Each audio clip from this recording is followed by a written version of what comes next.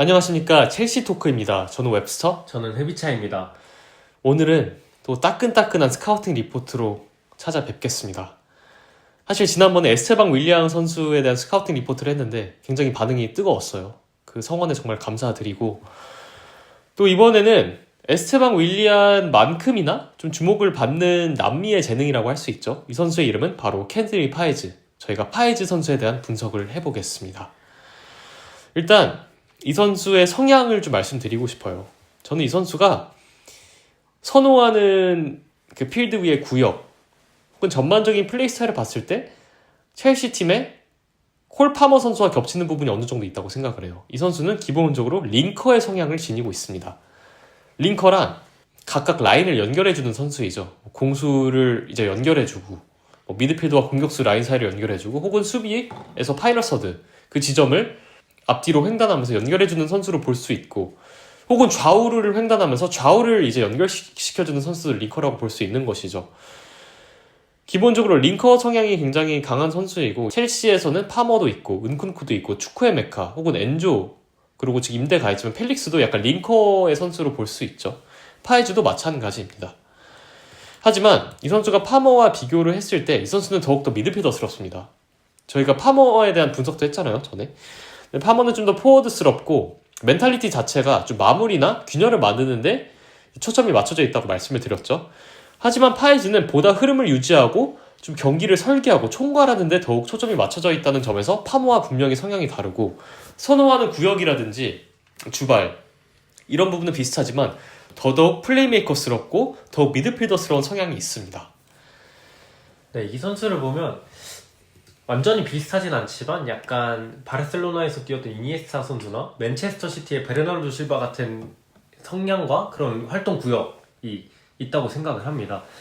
이 선수의 활동 반경을 보면 하프라인 부근에서 터치라인을 등지고 볼을 받을 때도 굉장히 잘하고요. 윙어처럼 아예 터치라인을 나가거나 아니면 좁은 공간, 포켓이나 라인 사이 공간에서도 잘 볼을 받고 그걸 또 잘 연결을 합니다. 링커의 성향과 플레이메이커의 성향을 모두 겸비한 그런 선수이고요. 말씀해주신 것처럼 파머와 활동 반경 그리고 역할은 조금 겹치지만, 파머는 좀 공격수적인 성향이 강하다면 파이즈는 확실히 미드필더적인 성향이 강합니다. 오른쪽 측면에서 안쪽을 보고 플레이메이킹을 하는데 굉장히 또 강점이 있잖아요. 그래서 이 파이즈의 이런 특성이 어떤 능력에서 나오는지도 차차 살펴보면 좋을 것 같습니다. 일단 파머와 비교했을 때 저희가 존 오브 인플루언스라는 이제 용어를 언급을 많이 하잖아요. 존 오브 인플루언스란 한마디로 활동 반경입니다. 이 선수가 얼마나 넓은 구역, 넓은 범위를 소화할 수 있느냐 이런 것인데, 추크웨메카 선수를 얘기할 때 존 오브 인플루언스가 굉장히 넓은 선수라고 얘기를 했었죠. 왜냐면 추크웨메카는 후방이랑 전방을 모두 총괄하고, 어떻게 보면 굉장히 후방에서는 볼 운반이랑 전진 패스로 기여를 하고, 전방에서는 또 박스 부근에서 또 본인의 박스 침투 혹은 좁은 공간에서 기술, 재간, 연계 능력으로 기여를 할 수 있는 선수이잖아요. 파이즈도 좀 결이 비슷하다고 볼 수 있어요. 추크웨메카만큼 존 오브 인플루언스가 넓다고 보기에는 조금 어려운 측면이 있지만, 분명히 팔머랑 비교했을 때 파머보다는 더욱더 소화할 수 있는 반경이 더욱 넓다고 볼 수 있습니다. 기본적으로 파머와 비교해서 좀 더 미드필더스러운 성향이 있고, 판단 자체도 균열을 내기보다 흐름을 유지하는 데 있어서 좀 후방에서 경기를 조립하는데 더욱더 어울리는 측면도 있겠지만, 무엇보다 이 선수는 개인적으로 신체 능력에 좀 주목하고 싶어요. 저는 이 선수는 컨택을 이겨내는 힘이 굉장히 좋습니다. 그리고 몸이 굉장히 유연해요. 그 말은 즉슨 후방에서 볼을 운반하는 데 있어서 리스크가 적다는 거예요. 특히 후방 지점에서는 볼을 뺏기면 안 되잖아요. 그럼 기술적인 능력치도 요구가 되지만 그 상대 선수에게 들어오는 압박, 그런 도전에 대해서 잘 대처를 할 수 있어야 되는데, 파머는 컨택을 이겨낸 능력이 아직 그렇게 좋지 못하지만 파이즈는 어린 나이임에도 불구하고 신체적인 유연성, 경합 능력으로 상대 수비수의 도전, 몸싸움, 컨택을 이겨내는 능력이 어느 정도 괜찮다는 말이에요. 그리고 무엇보다 이 선수는 정지 상황에서 가속 능력이 좋습니다. 이것도 파머와 대조되는 부분인데, 파머는 사실 정지 상황에서 균열을 만들 수 있을 정도의 신체 능력을 갖고 있지 못해요. 컨택도 약하지만 무엇보다 가속 능력이 부족하기 때문에. 하지만 파이즈는 정지 상황에서도 가속으로 상대 수비를 벗겨낼 수 있고, 또 속도가 붙은 상황에서 감속으로 템포를 조절할 수 있기 때문에 이 선수는 정말 플레이메이커로서 좁은 공간, 넓은 공간을 가리지 않고 후방과 전방을 가리지 않는, 그렇게 스킬셋이 굉장히 다양한 선수라고 볼 수 있습니다. 네, 제가 예전에 글에서도 한번 언급을 했었는데 이제 축구에는 속도가 굉장히 중요한 스포츠잖아요, 축구가. 그런데 이제 이 속도에는 절대 속도와 상대 속도라는 두 가지 개념이 존재한다고 볼 수 있습니다. 절대 속도는 말 그대로 이 선수가 얼마나 빠른 속도를 낼 수 있냐, 그리고 얼마나 민첩하고 이제 순발력 있게 움직일 수 있냐를 묻는 것이고, 이 상대 속도는 상대 선수와 대응을 하는 상황에 있어서 이 상대 선수보다 얼마나 더 빠르고 얼마나 더 정확한 방향으로 빠르게 움직일 수 있냐를 묻는 것인데, 이 첼시에도 그런 선수가 있어요. 이제 제이든 산초 같은 선수는 절대 속도는 조금 윙어치고 떨어지지만 또 상대의 중심을 끌어들이고 중심을 이용하는 그 상대 속도는 굉장히 좋은 선수라고 볼 수 있거든요. 파에즈는 이제 달리기가 그렇게 느린 선수는 아니지만 이 상대 속도가 굉장히 좋은 선수입니다. 예전에 바르셀로나가 잘 나갈 때를 보면 그냥 달리기가 빠른 선수들도 많이 있었지만 거의 11명 모두가 이 상대 속도에 굉장한 강점이 있었거든요. 그런 면에서 파이즈는 이 상대의 중심을 끌어들이고 또 중심을 이용하고 상대가 직선으로 움직일 때 또 변주를 줘서 민첩하게 턴을 한다든지 이러면서 굉장히 그 상대 속도를 잘 이용하는, 어떻게 보면 바르셀로나의 그런 DNA를 가지고 있는 선수라고도 볼 수 있습니다. 바르셀로나 DNA가 굉장히 좀 어울리는 좀 표현인 것 같아요, 이 선수는. 이거를 가능하게끔 하는 것은 이 선수의 축구 지능, 기술적인 능력치도 살펴보겠지만 기본적으로 신체 능력이 그 상대의 속도에 대한 이해도 있겠지만 기본적으로 코디네이션, 민첩성, 방향 전환이 굉장히 좋습니다. 그렇기 때문에 정지 상황에서도 상대 수비수를 유린하고 상대 블럭을 공략할 수 있는 그런 기민함이 있고, 좁은 공간에서 그런 영민함, 포켓 플레이에도 굉장히 강점이 있는 것이 아무래도 이 선수의 신체 능력에서 기인하는 부분도 있을 테고, 방향 전환이 기본적으로 좋은데 무엇보다 상대 수비수의 압박이 들어올 때 그걸 이겨낼 수 있는 만한 신체 밸런스, 경합 능력, 컨택을 이겨내는 그런 무게중심, 스트렝스가 어느 정도 괜찮은 선수이기 때문에 이 선수는 플레이메이커로서 굉장히 제약이라고 할 만한 부분이 많이 없는 선수예요, 제가 봤을 때는. 네, 파이즈 선수를 보면 정말 신기한 게 이 체구에 비해 스트렝스도 어느 정도 있지만 그 상대의 압박을 머금고 그 압박을 이겨내는 방법을 어린 나이임에도 너무 잘 체득을 하고 몸을 있어요. 굉장히 잘 쓰는 거죠, 네. 그죠? 정말 유연하기도 하고 좀 영리하게 그 1대1 컨택을 이겨낸다는 느낌을 받고 있고, 또 이런 부분은 저희가 말씀드린 에스테방보다도 조금 더 나은 모습이에요. 에스테방은 아직 볼을 받기 전 상황에서 컨택이 되었을 때 그 컨택을 완전히 무력화시키는 데는 아직 조금 발전이 필요한 반면에, 파에즈는 이런 컨택이 되는 상황에서 그 컨택을 이겨낼 수 있는 그 다양한 방법들을 굉장히 잘 체득을 하고 있습니다. 이것만 놓고 봤을 때 오히려 에스테방보다 파이즈가 1군에 더 적합할 수는 있어요, 현 시점에서 보면. 하지만 이제 그럼에도 불구하고 1군 선수로 활약할 수 있느냐, 이 부분에 대해서는 지금 겹치는 선수들이 많아가지고 에스테방보다는 메리트가 떨어지기는 해요. 하지만 이 선수가 갖고 있는 그런 신체 능력, 그런 컨택을 이겨내는 능력을 생각했을 때 오히려 에스테방보다 좀 더 준비된 선수일 수는 있다고 생각을 해요. 실제로 국가대표 경기라든지 1군 경기를 많이 소화한 선수이기도 하잖아요, 나이에 비해서. 네, 코파 아메리카에서도 주전으로 활약을 한 바가 있고, 이 선수 같은 경우에는 정말 말씀해주신 것처럼 볼을 다루고 그 볼을 연결하는 그런 플레이메이커적인 면에서 정말 제약이 없는 선수로 보고 있습니다. 바르셀로나 DNA라고 말씀을 드렸는데 이 개개인의 컨택을 이겨내는 스킬도 좋지만 패스를 하고 반드시 볼을 받기 좋은 위치로 다시 움직여주는 그런 패스의 무브에 대한 이해도도 잘 탑재를 하고 있고, 또 그런 패스의 강약 조절이나 이 원터치 연계 능력이 굉장히 또 좋습니다. 계속해서 파머와 비교를 하는데 파머 같은 경우도 오른발을 못 쓰잖아요. 파이즈도 오른발을 잘 쓰는 선수가 아니란 말이에요. 하지만 그런 부분에서 받는 제약이 파이즈는 덜해요. 왜냐면 이 선수는 정지 상황에서 이제 좌우로 드리블을 몰고 탈출할 수 있는 역량이 있기 때문에, 그런 신체 능력, 그런 기술적인 능력치가 있기 때문에 뭐 좌우를 그렇게 가리지 않는다는 것이죠. 오른발을 잘 못 씀에도 불구하고 우측으로 드리블이 가능하다 보니까 파머와 다르게 주발에 있어서 제약이 조금 덜한 편이라고 볼 수 있습니다. 네, 그리고 또 이 선수는 패스를 할 때 아웃프런트 패스도 굉장히 잘 구사를 합니다. 왼발만 사용하는 게 또 특정 부분에서 패스의 레인지, 그리고 패스의 다양성에 있어서 조금 왼발만 사용한다는 것 제약이 있을 수 있는데, 또 엔소 페르난데스도 마찬가지잖아요. 오른발을 위주로 사용을 하지만 그 오른발로 인해서 굉장히 넓은 범위에 다양한 패스를 구사할 수 있고, 또 파이즈도 그런 특성을 가지고 있습니다. 그럼 얘기 나온 김에 기술적인 부분을 한번 살펴보죠. 방금 해주신 패스, 그러니까 볼 스트라이킹의 영역이죠. 슈팅, 크로스, 패스인데 와, 이 선수의 볼 스트라이킹 테크닉, 볼을 차는 테크닉은 정말 인상 깊습니다. 방금 말씀해주신 것처럼 아웃프런트, 인프런트, 인스텝을 가리지 않고 차지만 저는 이 선수의 좀 디딤발을 좀 주목해보고 싶어요.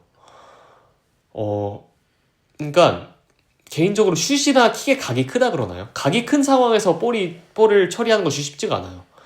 골대가 90도 각도에 있으면은 디딤발을 옆으로 이렇게 돌려놓고 슈팅을 하는데 굉장히 많은 소모가 있고, 디딤발을 정확히 배치를 하고 힘을 싣는 것은 어떻게 보면 좀 굉장히 어려운 과정인데, 이 선수는 굉장히 발목이 유연하기 때문에 좀 각이 크게 요구되는 슈팅이나 크로스도 굉장히 잘 처리한단 말이에요.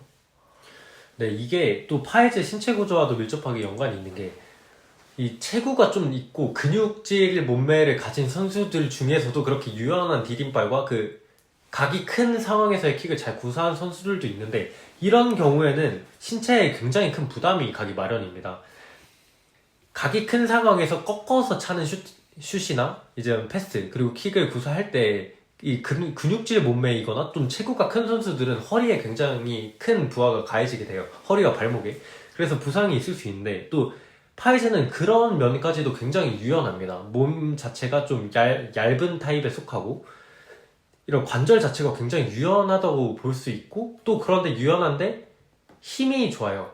이게 유연성과 가동성이 이제 체육학적인 면에서 조금 다르잖아요. 유연성은 내가 정말 뭐 누군가의 도움을 받든 해서 최대한 늘릴 수 있는 범위고, 가동성은 나 스스로 이제 반동이나 그런 도움 없이 몸을 움직일 수 있는 범위가 이제 가동성인데, 이 파이즈는 유연성과 가동성이 거의 유사합니다. 보통 유연성이 가동성보다 훨씬 큰 선수들이 많은데, 파이즈는 유연성도 뛰어나고 가동성도 뛰어나기 때문에 이런 킥을 구사하는 데서 제약도 없고, 이런 킥을 많이 구사한다고 하더라도 부상의 위험도 굉장히 적습니다. 그리고 이게 굉장히 메리트가 있는 게, 킥의 각이 넓다는 것은 수비수들의 발에 걸릴 그럴 가능성이 더 적다는 것이거든요. 왜냐면 각을 크게 쳐놓고 슈팅을 하기 때문에 수비수들의 발에 잘 안 걸리고, 굉장히 몸을 크게 틀면서 힘을 실을 수 있기 때문에 수비수들 입장에서 대처하기 굉장히 어렵거든요. 그 말인즉슨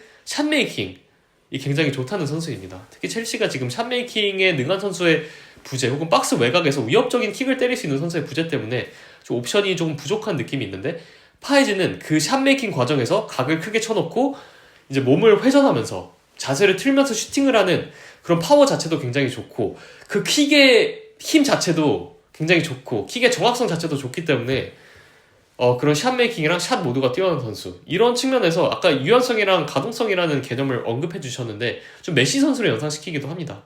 네, 메시도 그렇고, 이제 그 특유의 가마차기로 유명했던 쿠티뉴 선수 있잖아요. 쿠티뉴 선수도 보면 그렇게까지 속도가 빠른 선수여서 손흥민 선수처럼 완전히 상대를 벗겨놓고 가마차기를 시도하진 않지만, 그 상대가 발을 뻗을 수 있는 구간보다 더 뒤쪽으로 볼을 뺐음에도 큰 각을 이제 슈팅으로 연결시킬 수 있는 능력이 있지 않았습니까? 파이즈도 좀 그런 특성이 있어요. 그리고 좀 안토니 선수도 있잖아요. 어떻게 보면 좀 팬들에게 좀 놀림을 많이 받는 선수이기도 하지만, 이 선수도 굉장히 유연하고, 사실 다른 능력치를 배제하고 봤을 때 이 선수도 각을 크게 쳐놓고 틀어서 하는 슈팅 자체는 굉장히 좋단 말이에요. 그러니까 유연성이랑 가동성이라는 측면에서 굉장히 좋은 선수인데, 뭐 메시도 그렇고 쿠티뉴, 안토니 이런 선수들의 특성을 파이즈가 갖고 있다고 볼 수 있습니다. 그리고 무엇보다 파이즈는 발목 힘 자체가 굉장히 뛰어나요. 그래서 그 킥의 테크닉이 굉장히 좋은데, 힘을 실은 슈팅, 인프런트 슈팅, 인스텝 슈팅도 좋지만, 무엇보다 로빙 패스나 롱 패스를 할 때 백스핀을 걸어서 볼이 속도감이 있지만 받는 선수 앞에서 속도가 죽는 좀 그런 좀 고난이도의 테크닉을 구사할 수 있는 선수란 말이에요. 네, 그런 고난이도의 테크닉도 구사할 수 있고, 또 플레이메이킹을 하고 크로스를 올리다 보면 이제 침투를 하는 선수, 그리고 움직이는 선수가 오프사이드 라인에 걸리기 전에 그 빠른 처리 과정이 필요합니다. 그래서 이 킥을 하는 선수의 처리 과정이 느리게 되면 선수의 한번 움직임과 그 타이밍이 맞지 않는 경우가 많단 말이죠. 그런데 이 파이저 선수는 각이 큰 상황에서도 처리 과정이 굉장히 민첩하고 빠릅니다. 그렇기 때문에 이제 인디펜디엔테 경기를 좀 보시면 파이즈의 그 크로스가 굉장히 적절한 타이밍에 빠르게 도착을 하는 것을 볼 수 있습니다. 이 역크로스, 왼발, 우측에서 구사하는 왼발의 크로스의 퀄리티가 좋고, 이 공의 속도가 빠르게 되면 수비하는 입장에서도 굉장히 부담이 된단 말이죠. 이런 입장에서, 그런 백스핀 같은 스킬, 그리고 공을 빠르게 큰 각으로 보낼 수 있는 스킬들을 봤을 때, 이 파이즈의 킥력은 굉장히 팀에 많은 이점을 가져다 줄 것 같습니다. 킥의 릴리스 타이밍이 굉장히 간결해요. 그냥 볼을 바로바로 처리할 수 있고 어떤 상황에서도 어떤 타이밍에서 킥이 나갈 수 있는, 이거는 굉장히 플레이메이커로서 굉장히 큰 이점이고, 파이즈의 신체 구조와 신체적인 특성을 좀 보면은 좀 이해할 수 있는 부분입니다. 또 이거를 얘기를 안 할 수가 없는데, 뭐 킥은 킥이지만 또 무엇보다 이 선수의 볼 컨트롤, 볼 마스터리가 정말 엄청난 수준이고 에스테방보다도 뛰어난 수준으로 보고 있어요.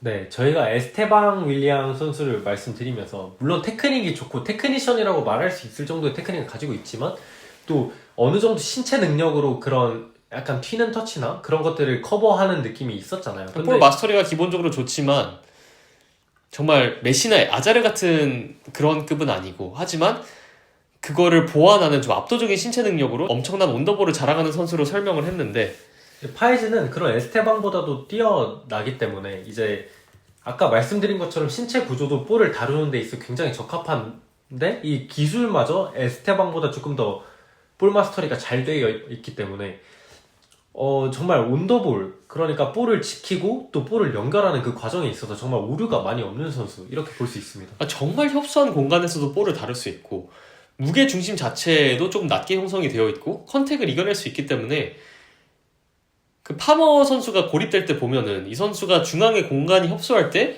과도하게 후방으로 빠지거나 그런 성향을 지녔잖아요. 하지만 파이즈는 파머보다 포켓 플레이가 좀 가능한 선수입니다. 그렇기 때문에 상대가 중원을 틀어 막을 때 그 사이에서도 어느 정도 해결책이라든지 실마리를 찾을 수 있는 그런 굉장히 유니크하면서 좀 수준이 높은 플레이메이커로 볼 수 있어요. 아까 말씀해주신 뭐 베르나르도 실바나 이니에스타 같은 선수랑 좀 비슷하다는 측면도, 정말 협소한 공간에서 볼 컨트롤이 되고 볼을 자유자재로 다루면서 좌우로 모두 탈출할 수 있다는 특성이 이 선수를 굉장히 특별하게 만듭니다. 그리고 이게 뭐 기술이나 신체 능력 뭐 둘 중 하나만 뛰어나서 되는 게 아니잖아요. 둘 다 뛰어나야 되는 것인데, 그런 측면에서 봤을 때 파이즈는 플레이메이커로서의 재능이 굉장히 뛰어난 선수다라고 볼 수 있습니다.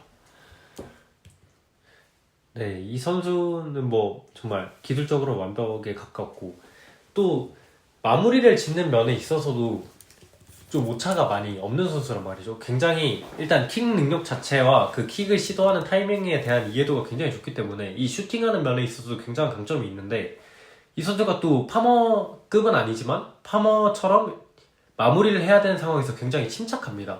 박스 안에서도 굉장히 침착하고 1대1 상황에서도 잘 해결을 해주는 선수고, 또 이 선수의 중거리 슈팅 옵션을 이야기하지 않을 수가 없잖아요. 지금 첼시를 보면 중거리가 아예 안 되는 선수들은 아니지만 박스 밖에서 상대를 좀 끌어낼 수 있는 그런 중거리 슈팅을 시도하는 선수 자체가 많이 없는데, 파이즈는 정말 넓은 활동 반경, 그러니까 좀 골대와 먼 거리에서 그리고 가까운 거리에서 모두 샷메이킹이 가능한 선수, 그리고 또 그렇게 슈팅을 때렸을 때 그 슛의 위험도가 굉장히 높은 선수, 이렇게 볼 수 있습니다.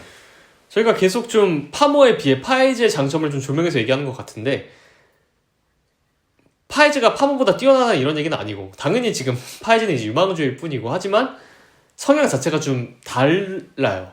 그런 부분에서 오는 차이가 있고, 분명히 플레이메이커로서의 역량이라든지 그런 좀 재능은 파이즈가 더 위에 있다고 봅니다. 하지만 포워드로서의 재능은 분명히 파머가 위에 있어요. 그 말인 즉슨 파머는 모든 플레이의 초점 자체가 좀 마무리에 초점이 맞춰져 있고, 그런 문전에서의 판단력, 냉정함, 전방에서의 샷메이킹, 결정력은 파머가 훨씬 위에 있고, 그리고 무엇보다 파머는 전방에서 오프더볼이 굉장히 뛰어나잖아요. 그러니까 고스팅을 언급을 했었는데, 수비수의 그 블라인드 사이드, 그러니까 수비수가 파악을 못하는 지점에 있다가 순간적으로 앞선으로 잘라 들어가는 그런 능동적인 오프더볼이 굉장히 좋은데, 사실 파이즈는 그런 오프더볼을 많이 시도한 선수는 아니고, 성향 자체가 미드필더이다 보니까 승부처를 찾기보다는 본인이 좀 중원에서 경기를 설계하는 데 더 초점이 맞춰져 있단 말이에요. 그러니까 파이즈에게 파머만큼의 스탯 생산성은, 공격 포인트는 기대하기 어렵다고 생각은 합니다.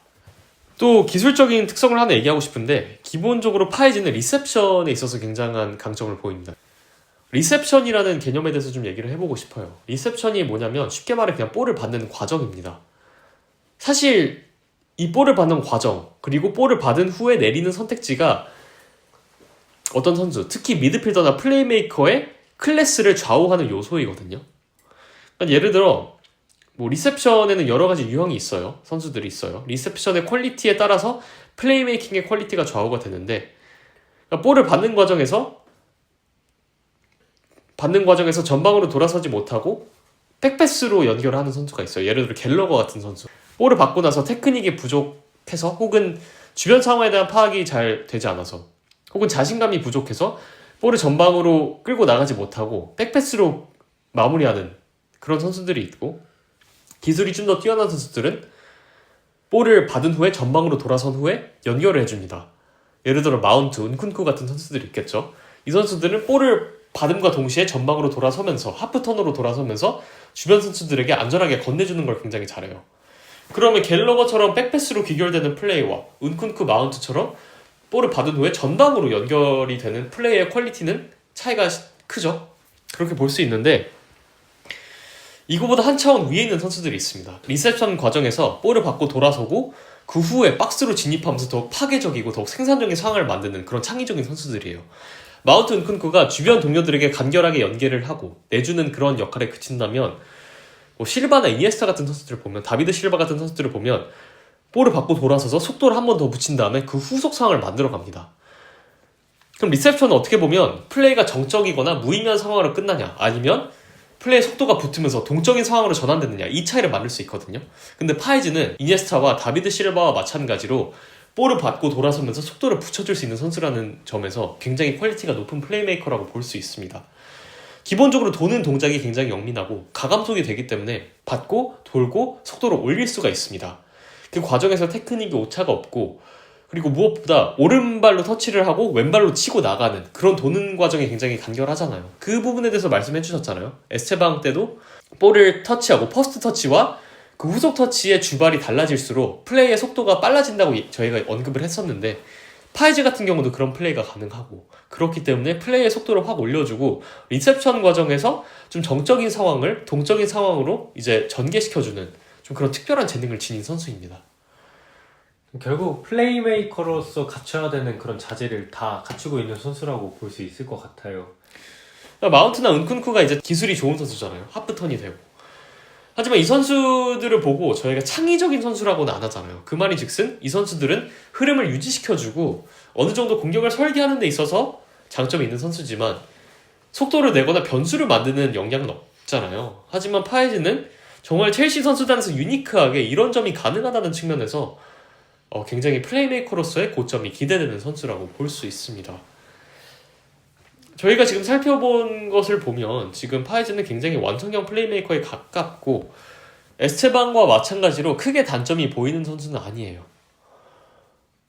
그렇기 때문에 이 선수 역시 굉장히 좀 스킬셋이 다양하고 또 크게 뭐 국면이라든지 환경을 타는 선수는 아니라고 볼 수 있습니다. 무엇보다 이 선수도 측면에서 수비를 고정시키고 전진할 수 있다는 측면에서 측면 윙어의 역할도 소화할 수 있는 굉장히 좀 광범위한 스킬셋을 갖춘 선수예요.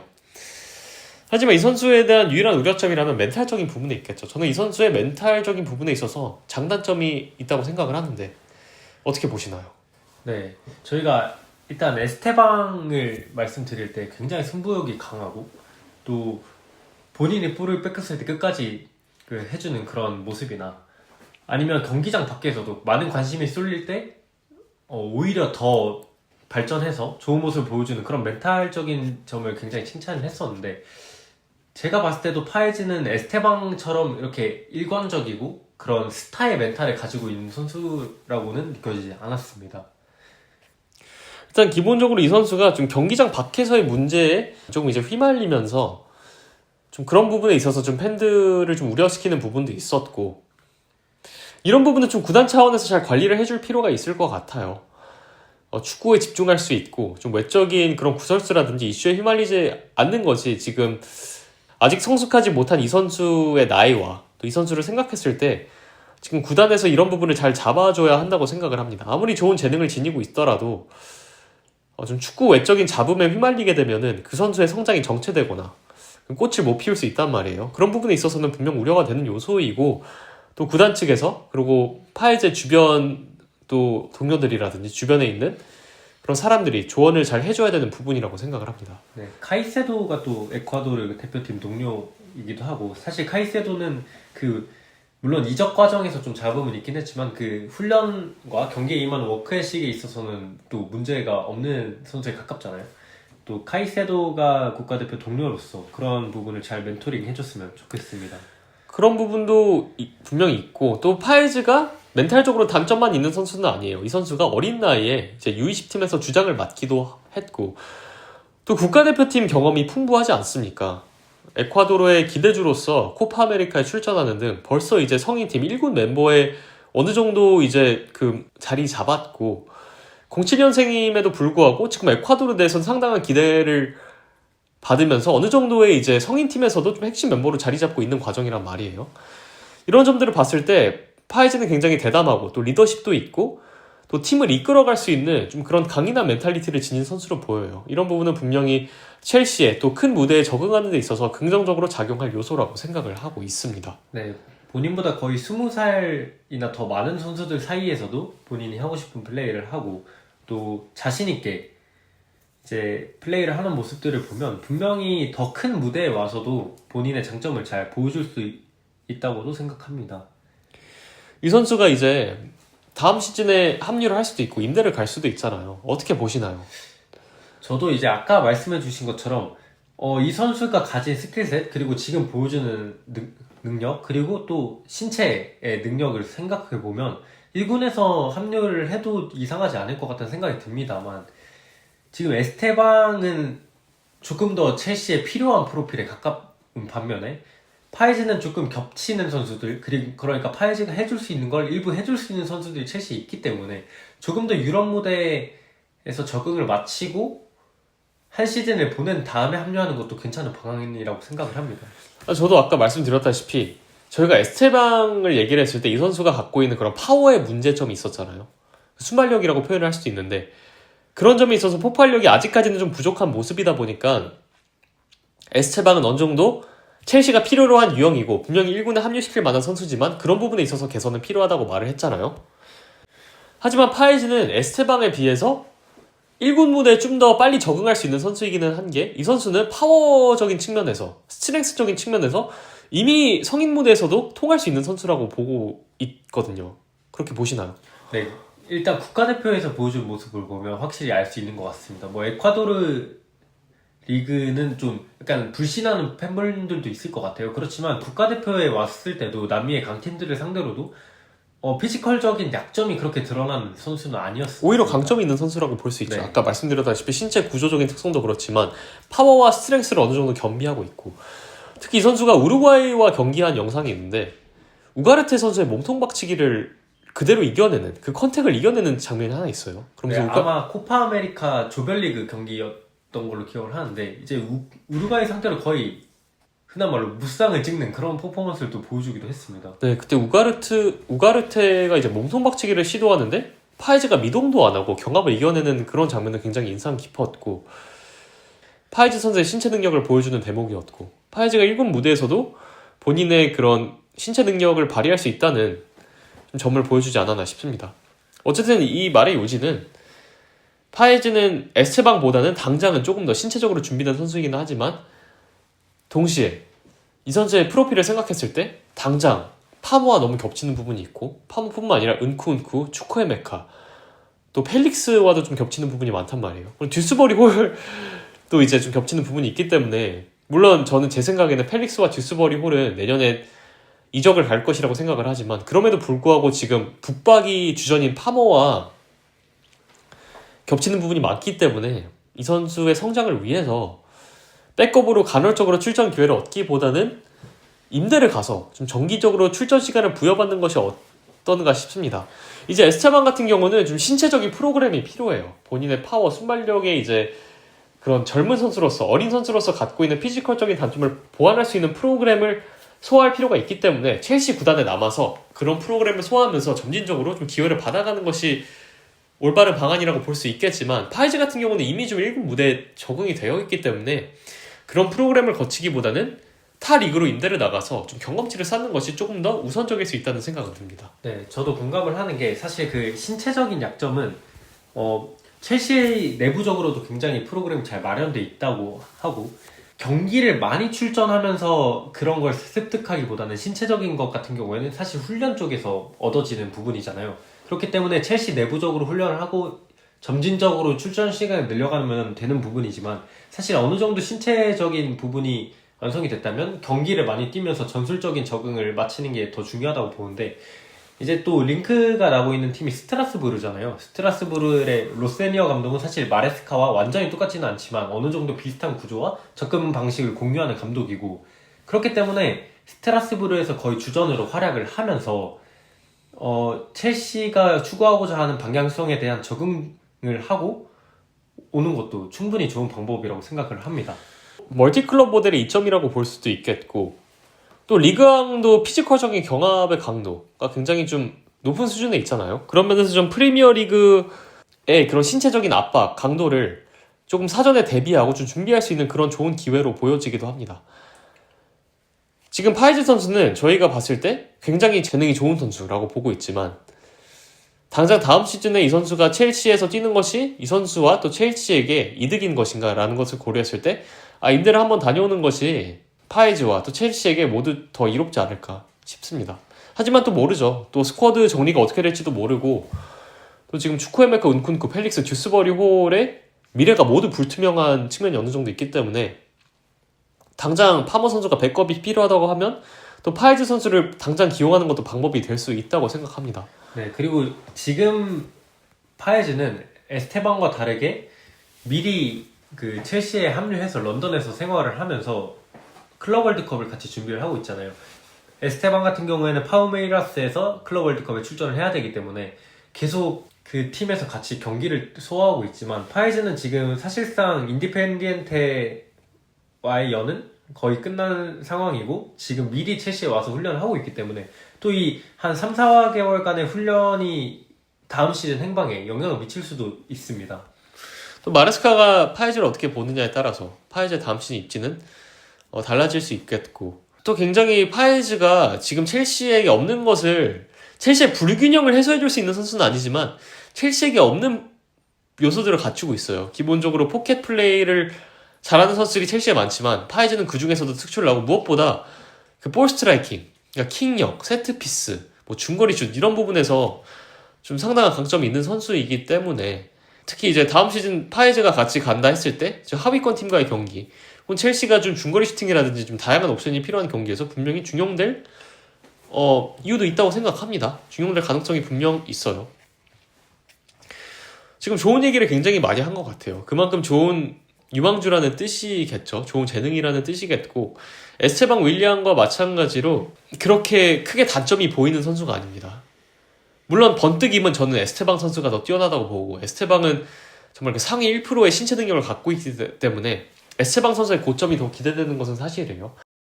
이 선수에 대해서 좋은 얘기를 굉장히 많이 했는데 요약을 하자면 기본적으로 컨택을 이겨내는 밸런스, 스트렝스, 파워, 유연성, 그 신체 구조에서 기인하는 볼 스트라이킹, 그 큰 각의 볼을 처리할 수 있는 그런 역량, 그리고 무엇보다 좁은 공간에서의 볼 컨트롤, 볼 마스터리가 정말 압도적인 수준이다. 이 부분에 있어서는 지금 첼시 당장 1군에 진입한다 하더라도 좀 최상위권을 차지할 선수입니다. 파머와 비슷하지만 더욱더 미드필더스러운 성향을 지니고 있고 파머는 세컨 스트라이커, 윙어 혹은 그 하프윙의 성향이 있다면 이 선수는 좀 더 완전한 미드필더, 좀 더 미드필더 본연의 역할을 수행하는 데 있어서 좀 속도를 올리거나 올릴 땐 확 올리고 속도를 줄일 땐 줄이고 이런 식의 템포 조절이 좀 가능한 선수이고 이런 식의 판단이 저는 파머보다도 더 자연스럽다고 생각을 하거든요.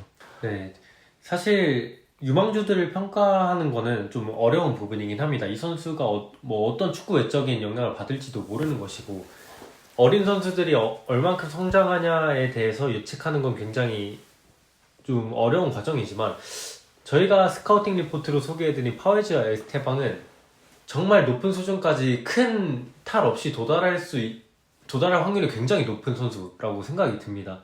이미 가진 게 너무 많고 프로 레벨에서도 많이 보여줬기 때문에 파에즈와 에스테방 이 두 선수는 정말 장기적으로도 첼시의 핵심 멤버로 자리 잡을 수 있지 않을까 이런 기대가 있습니다. 물론 이 선수들이 이제 파머와 포지션이 겹치는 것이 조금 아쉽긴 해요. 하지만 파에즈 같은 선수 그리고 에스테방 같은 선수는 범용성이 정말 엄청나요. 정말 다양한 포지션을 소화할 수 있고 파에즈 같은 경우는 제가 아까 말씀드렸다시피 주발이 왼발이긴 하고 왼발 사용 빈도가 높긴 하지만 주발의 제약을 크게 받는 선수는 아니기 때문에 이 선수가 우측뿐만 아니라 좌측 혹은 뭐 윙어로 뛸 수도 있고 기본적으로 소화할 수 있는 범위 자체가 넓은 선수이다 보니까 파머라든지 에스테방과의 공존도 기대해볼 수 있다 이렇게 보고 있습니다. 저는 이 선수가 또 리더적인 특성이 있다고 봐요.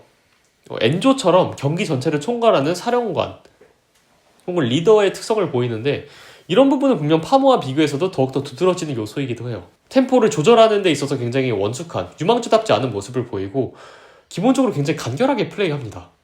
그런 부분에 있어서 굉장히 저는 인상 깊다고 생각을 했거든요.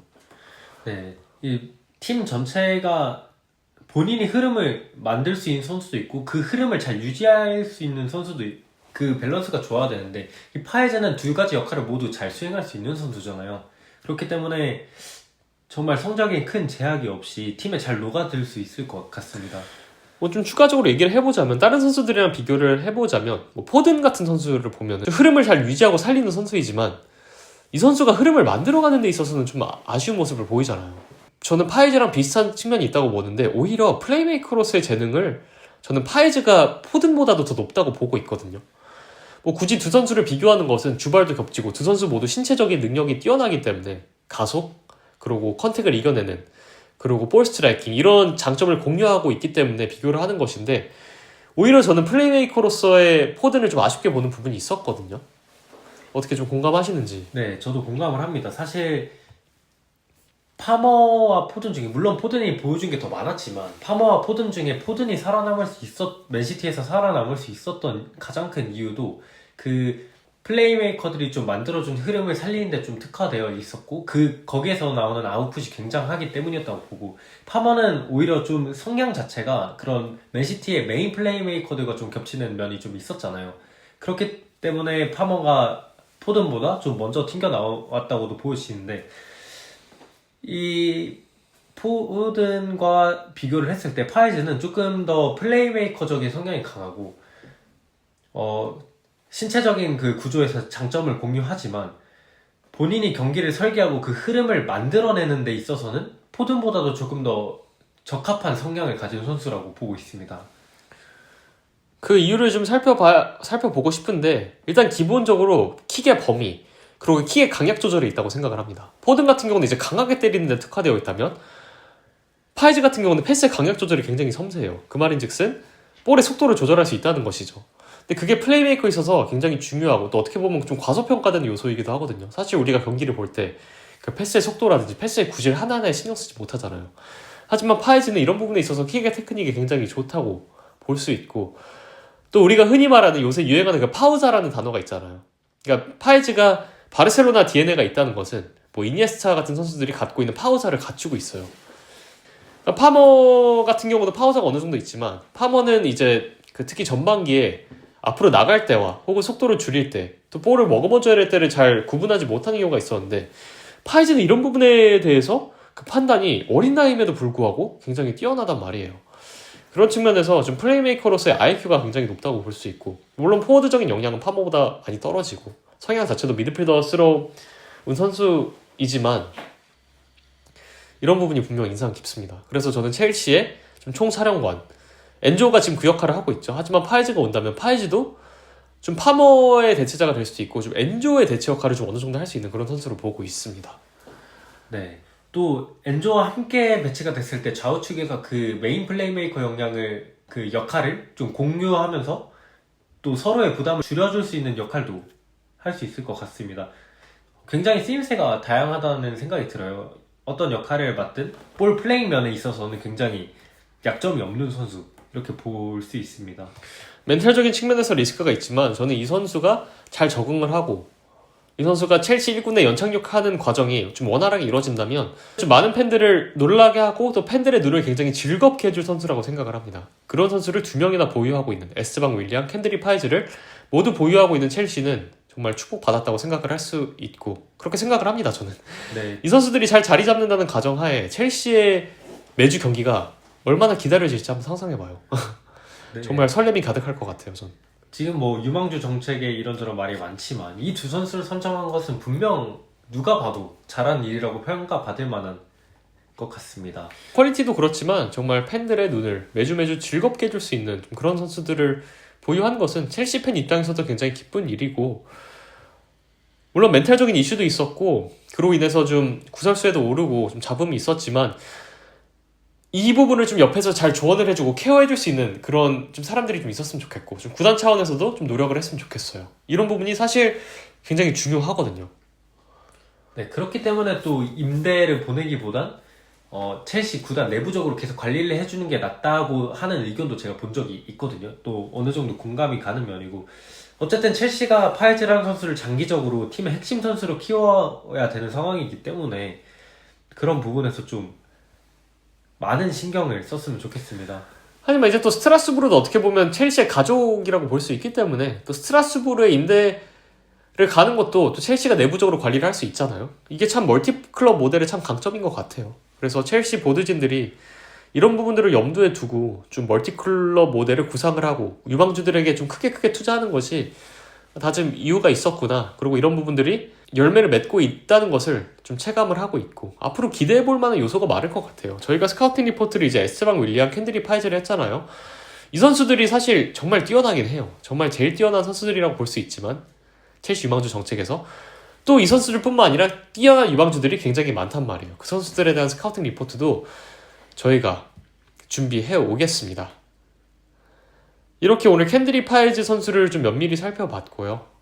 요약을 해드렸지만 전반적으로 경기를 총괄할 수 있는 그런 미드필더스러운 왼발잡이 플레이메이커, 신체적인 기술적인 역량이 모두 뛰어난 앞으로의 미래가 상당히 기대되는 그런 선수로 저희가 설명을 했습니다. 또 이제 스카우팅 리포트 시리즈를 계속 할 텐데 또 궁금한 선수들 있으면 의견 남겨주시면 감사하겠고요. 저희도 또 좋은 선수들을 찾아서 또 퀄리티 높은 스카우팅 리포트로 찾아뵙도록 하겠습니다. 이상 저는 웹스터 저는 헤비차였습니다. 감사합니다. 감사합니다.